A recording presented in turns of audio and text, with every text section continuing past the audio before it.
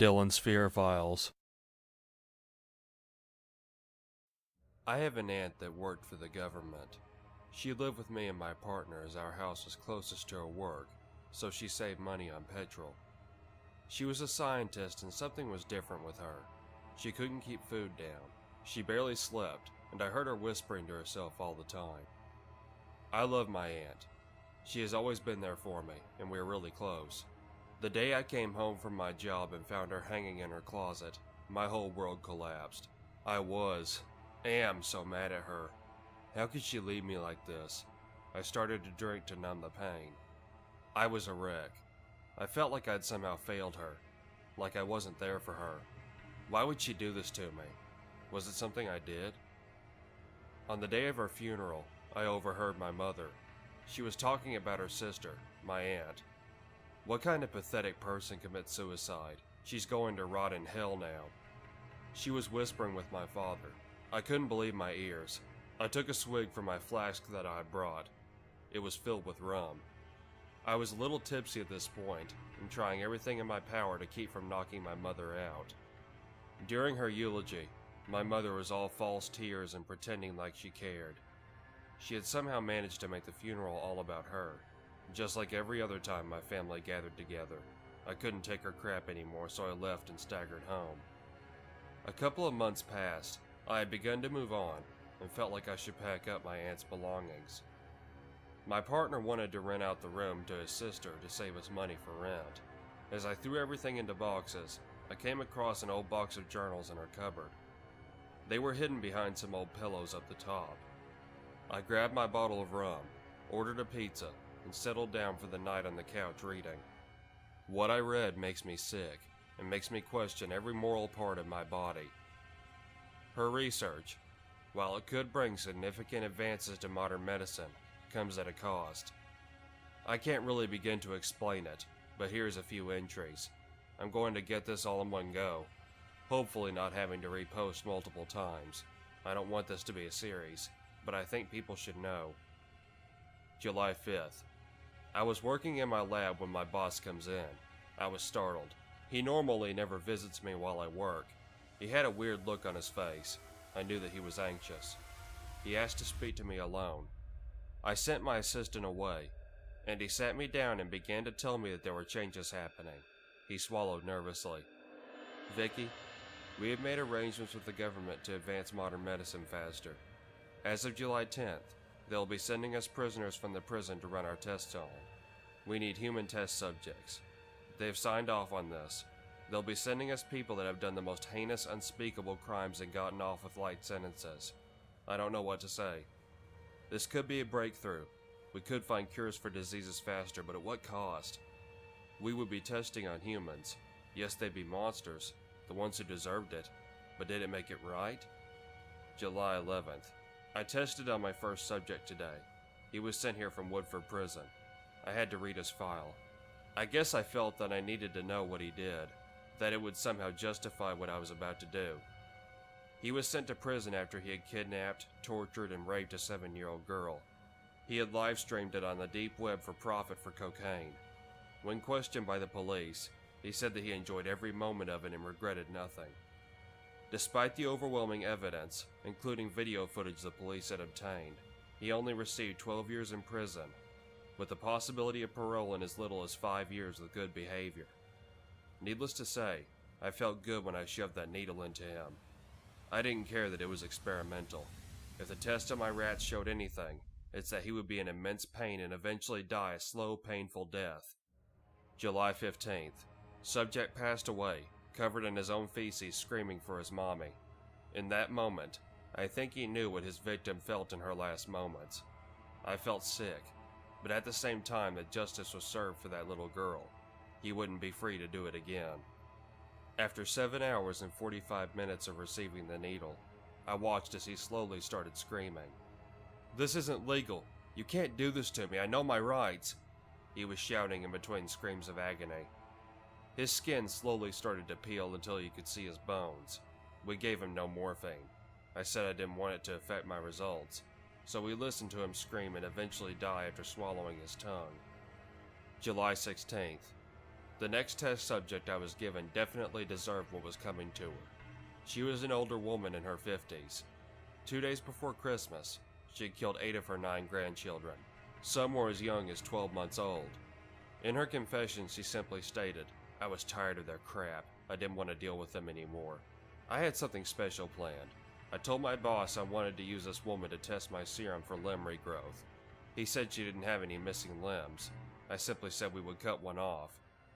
I was confident that it would work. He seemed hesitant at first, but eventually believed in me enough that he approved. I made sure I looked in her eyes and told her exactly what I was going to do. I could see the fear in her eyes. I cut her right leg off in preparation. She screamed the entire time. I was ordered to give her morphine so she couldn't feel the pain, but I made sure she was awake and could see what I was doing to her. I took great satisfaction in that. July 28th. It's been a rough few days. I injected her with my formula 2 days after the surgery. I'm still monitoring her progress. The subject is still alive. She seems delirious most of the time. Her legs started to regrow within 28 hours of injection, but something was wrong. On the 6th day we could see it. There were large claws coming out of her toes. Her toes were all deformed and webbed together. The skin was green and covered in lumps. After running countless tests on the lumps and skin cells I had obtained, I couldn't explain why. There was something wrong with the formula. The lumps in her legs were filled with pus that was seeping out of them. The pus was a disgusting brown color. 5 hours later, the first lump exploded. It was like a volcano, the woman screaming in pain. I'll never forget those screams. The pus from her leg was like acid, dissolving her leg away to nothing, slowly beginning on the other one. What had I done? Was I any better than her? I did this. I had killed one person already, and another was surely going to die. It was like the first lump had set off a chain reaction and the rest were following. Exploding, pus pouring out, covering her other leg and eating away at that one too. The woman started to shake violently. Her throat was smoking. Green pus had begun to leak out of the hole that had formed in her throat. More acid-like pus dribbling down her chest and eating away her skin. I was horrified. I did this. I threw up and asked my boss to go home. He too, horrified at the sight in front of him, had thrown up and was holding himself against a wall. He was crying, his skin white. His whole body was shaking furiously. He barely looked at me as he shook his head. I ran out of there as fast as I could, still trying to hold back my vomit. It was a week after this that my aunt had committed suicide.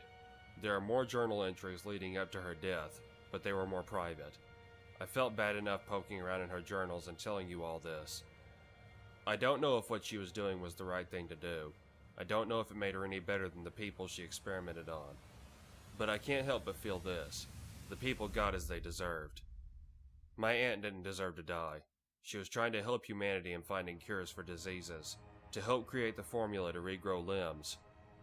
I still love her despite the monster she felt she had become. There are more experiments in her books. She was working on 4, sometimes 5 subjects at once, but these 2 really stuck out. I don't know what I should do with the information. Part of me thinks I should turn it over to the authorities. But then what? What if because of these subjects they do find a cure to cancer? Edit. A lot of comments and it's 5 a.m. here, so I'll just edit this post. I pointed it out, but again, I didn't have her scientific research notes, only these personal journals. I copied word for word, left out some of the other results on the other subjects, as some were worse than these 2 cases, having been injected with different strains of her formula. I personally don't agree with what she did. Do I think she found a cure? No, probably not. I don't think it was right of her to experiment on humans either. Having been a victim of rape myself, and watching the man who walked out of court only to do it again to 3 more girls, I can definitely say that I can't help but feel like some justice was served. My country doesn't have the death penalty. I don't agree with the death penalty, although sometimes it feels like it's deserved in certain areas where the system fails the victim. I don't excuse what my aunt did. She very well may have been evil, but she was my aunt and I love her. I won't post more entries, as I do feel disgusted by what I read. Please don't mistake my love for my aunt as me excusing what she did. I am horrified as you are. Also note that I know that I covered this, but these were personal journals, not professional ones. And I'm glad I didn't see her professional ones if this was the case. I really don't know what else I could say.